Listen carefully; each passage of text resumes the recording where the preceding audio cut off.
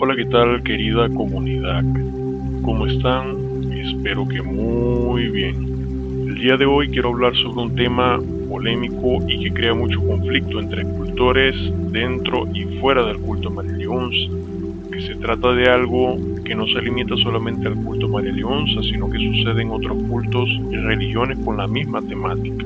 Y es que resulta que estaba indagando dentro de los foros sobre el espiritismo, y en uno de ellos visualicé que alguien preguntaba sobre una vikinga de nombre Cassandra, y me causó un poco de gracia. Lo digo porque indagué en todo lo posible si había cualquier mención en donde sea que lo hubiera, y es que no quise alegar a primera que se trate de una mistificación o una falsificación de identidad dentro del ejercicio del espiritismo. Siempre dejo un espacio a la posibilidad de que sea algo de lo cual no tengo información, pero sea verídico y debería de saberlo, pues saber todo es imposible. Pasa que Cassandra es un nombre de origen griego, no vikingo, y me cuestiono mucho los vínculos que tendrían vikingos con griegos para que una vikinga naciera bajo el nombre de Cassandra.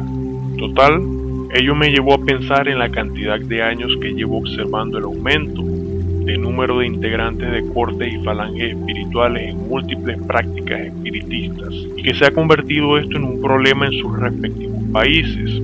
Ello porque las contradicciones entre lo que dicen ser y lo que demuestran ser son constantes, y no me refiero solo al género espiritual, sino que mayormente son espíritus atribuibles buenos y de elevación espiritual, pero que dejan entrever bajezas muy similares a los espíritus bajos. Ya en la literatura hay una advertencia sobre ello. La encontramos en la escala espírita del libro de los espíritus de Allan Kardec, y dice, capítulo 1 de los espíritus, escala espiritista, 10ª clase, espíritus impuros. Estos son propensos al mal. Como espíritus dan consejos pérfidos, promueven la discordia y la desconfianza, y para engañar mejor toman todas las apariencias.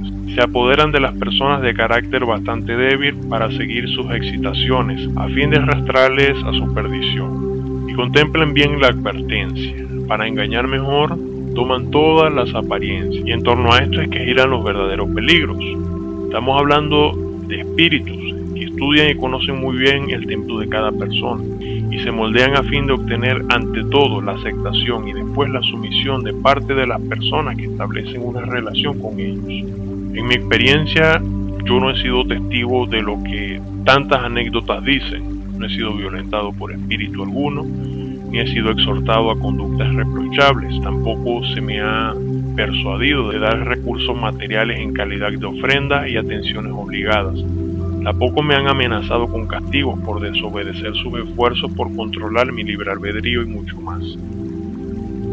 Pero bien que si la popularidad del cristianismo evangélico ha crecido, justo tiene que ver con el gobierno de espíritus de esta clase dirigiendo y gobernando sobre centros espiritistas y las personas que acuden ahí, y que no soportan unas gotas de agua bendita para que se muestren espiritualmente deformados y sometibles si se les doblega con los recursos luminosos del mundo espiritual. Hoy no vengo en la intención de decirles que es cierto y que no lo es.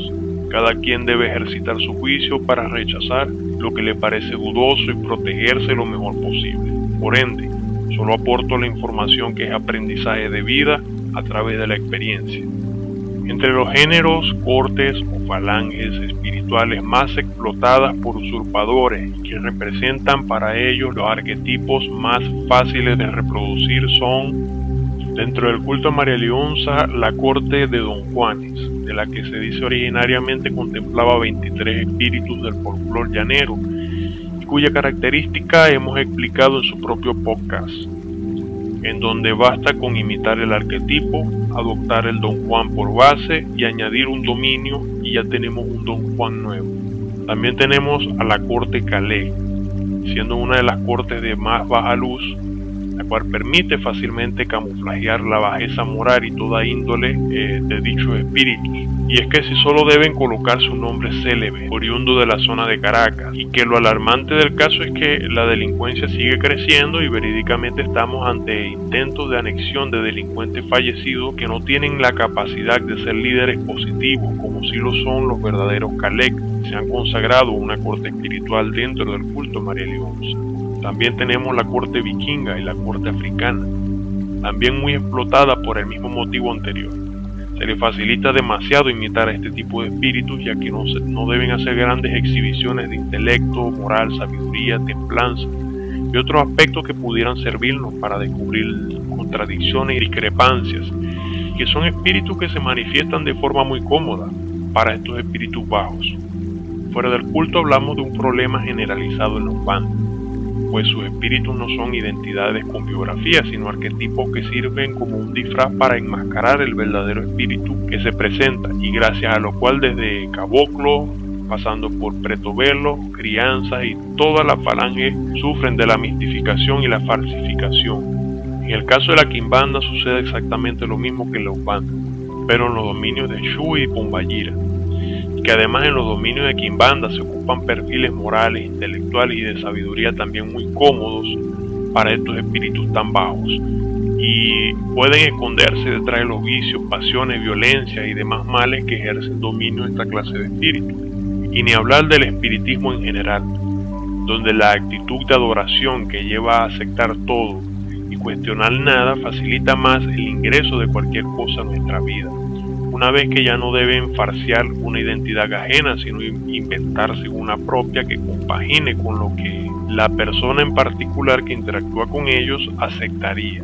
Estamos ante uno de los escollos más comunes y peligrosos que trae la práctica del espiritismo, y como dicen por ahí, este es el pan de cada día, en donde el buen aprendizaje y buen juicio deben llevar a cuestionar ciertas cosas y no entregarse ciegamente a lo exótico, ya que una actitud fanática pone en peligro la vida propia y de terceros a partir de vincular espíritus que no sabemos su verdadero temperamento y naturaleza, y que van a gobernar sobre las vidas humanas que estamos llevando hacia ese lugar. Así que la advertencia está hecha, no solo en la literatura espiritista de Allan Kardec y la Umbanda, sino hasta en la Biblia misma. En Primera de Juan, versículo 4:1, que nos exhorta a poner a prueba a los espíritus. Y Mateo 7, versículo 16 al 21, que nos indica congruencia entre el dicho y el hecho. Es decir, si los espíritus son buenos, han de producir lo bueno, porque si producen lo malo, entonces son malos y nos están mintiendo. Así que antes de acusar de plátano o falso al medium que permite este tipo de comunicaciones, piensen si acaso este no es un infeliz poseído por embusteros con malas intenciones encubiertas. Y no estoy hablando sencillamente de espíritus burlones, estos son inofensivos. Los espíritus burlones simplemente ellos quieren divertirse. Estoy hablando de espíritus que llegan con alevosía en el interés de obtener un beneficio, tener el control sobre un grupo de personas, obtener un tipo de atención de parte de un grupo de personas.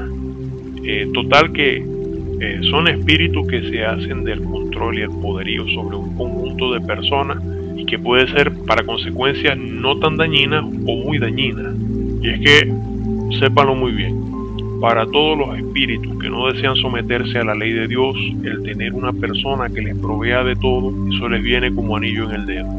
Que pasen un feliz día, que Dios los bendiga y hasta luego.